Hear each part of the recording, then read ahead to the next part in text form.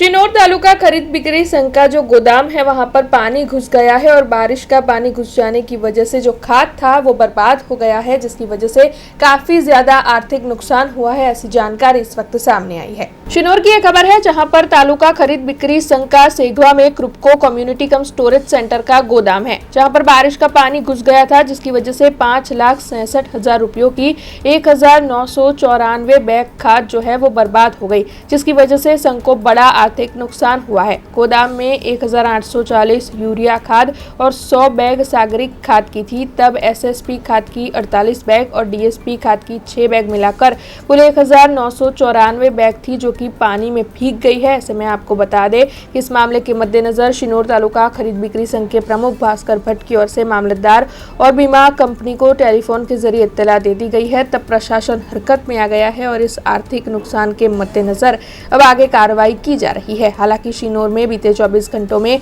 5 inch से ज्यादा बारिश दर्ज की गई है, जिसकी वजह से गोदाम में ये पानी घुस गया था। हूँ पुरोहित भास्करभाई गुरजीभाई आ संघનો પ્રમુખ છું અને અમારા સંઘમાં ગઈ રાત્રે અવિરત વરસાદ પડવાથી ઓછામાં ઓછું 7 ફૂટ પાણી અંદર ભરી જવાથી એમાં રાખેલો માલ 5,67,000નો પલરી તરબોળ થઈ ગયો છે, જે અત્યારે કંઈ કામ લાગ્યો છે નહીં। હા, અમે છે ને પાણી ગાળવાની વ્યવસ્થા ફાઇટર મશીન મંગાવ્યું હતું અને ફાઇટર મશીન 2 કલાક ચાલ્યું, પણ જે પાણી નીકળવાનું તેટલું નીકળ્યું, બાકીનું પાછું ઇલેક્ટ્રિક મોટર મંગાવી છે ને ઇલેક્ટ્રિક મોટરથી પાછું બહાર કાઢવાનો પ્રયત્ન ચાલુ છે। તંત્રને અમે મામલતદાર સાહેબને ફોન કરીને જાણ કરી દીધી છે। આ ઇન્સ્યોરન્સ કંપનીને ખબર કરી દીધી છે। हमसे जुड़े रहने के लिए हमारे YouTube चैनल को सब्सक्राइब करें और नई वीडियो की नोटिफिकेशन के लिए बेल आइकॉन को दबाएं।